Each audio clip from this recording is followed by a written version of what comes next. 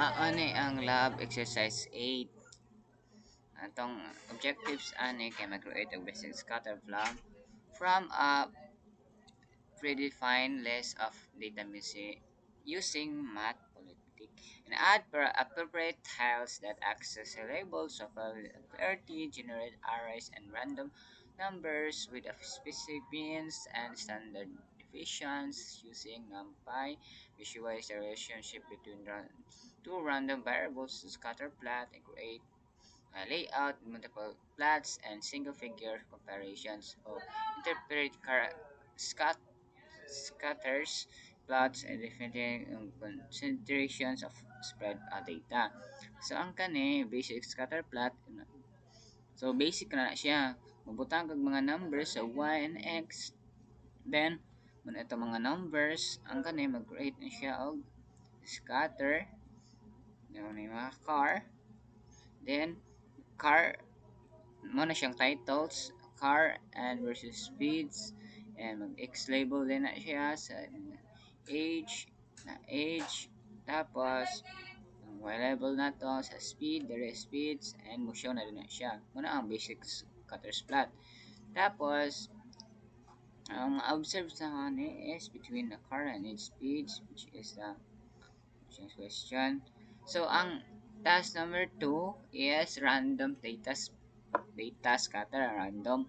So, ang kani mo na siya mag-import sa itong mga language. Kani mo na yung random speed na to. Tapos, ang x, y, random mo na siya ang random na to na speed 150, 599, random na siya. So, mo na yung scatter, maragya po to siya atong ingani, pero random siya. Yung random data. Well,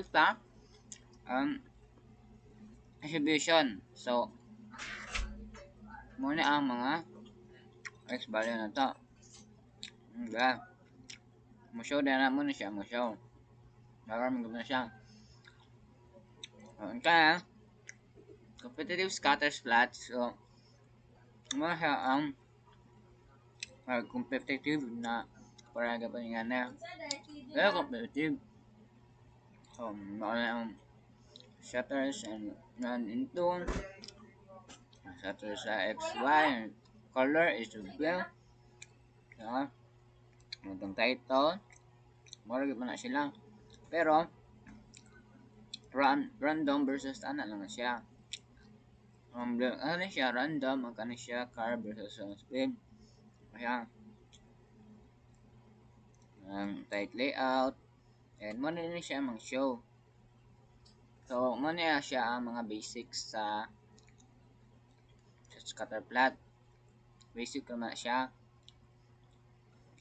na figure out mo na lang color, then mo na to